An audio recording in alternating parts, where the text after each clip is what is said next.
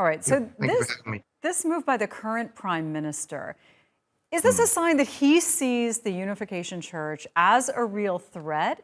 Or is this, do you think, to appease people that he wants to get to the bottom of it?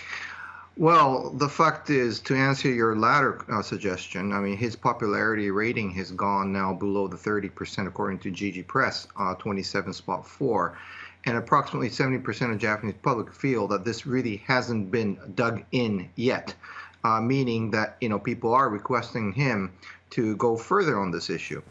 And I think all Japanese know that, the government had been backpedaling this figure, particularly because, as you just suggested, there are several LDP members, who are closely associated, and some of them not closely, but, for some relationship with this Unification Church.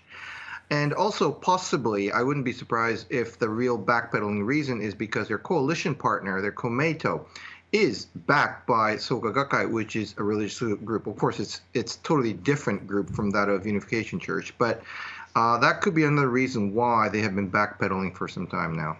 Okay, so the Unification Church, sometimes they're called the Moonies, from the name of its leader. Some people call it a church, some people call it a straight-up cult. But what is seen as the danger? Like, if all of these politicians have some ties to it, what's the threat?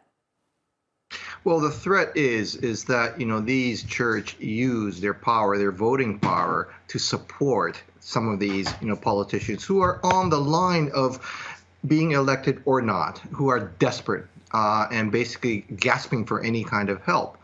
In the meantime, these people utilizes, this Religious Corporation Act to hide behind that, use that as a scapegoat to basically conduct their action as a psychic scam, virtually.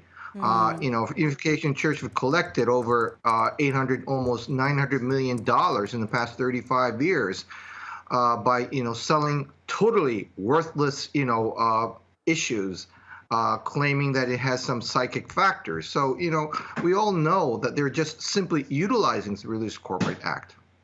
Yeah, and I remember when Abe was assassinated, people immediately started saying it's because of his links to the church.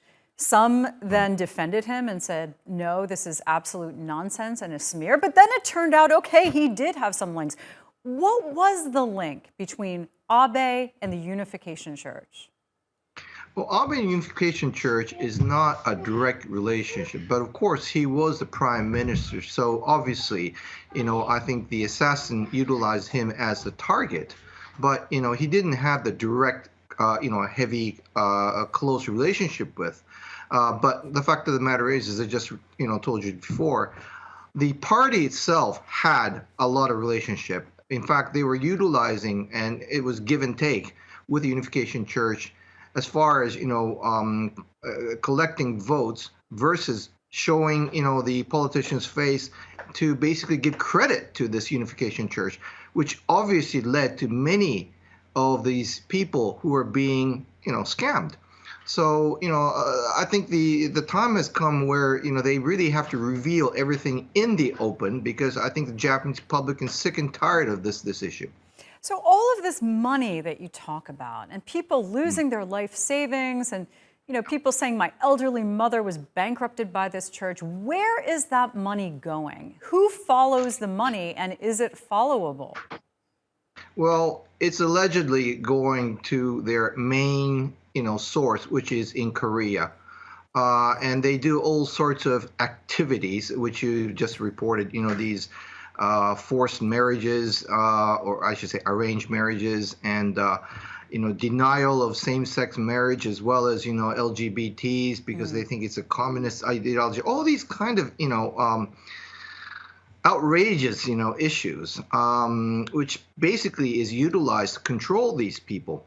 Now, the money, to answer your question, allegedly goes all the way back to the Korean founders, which has become the biggest backup. The Japanese fund have become the biggest backup of this Unification Church, without a speck of doubt. Yeah, very interesting stuff. Seijiro, that's why it's good to have you help us sort it all out. Thank you.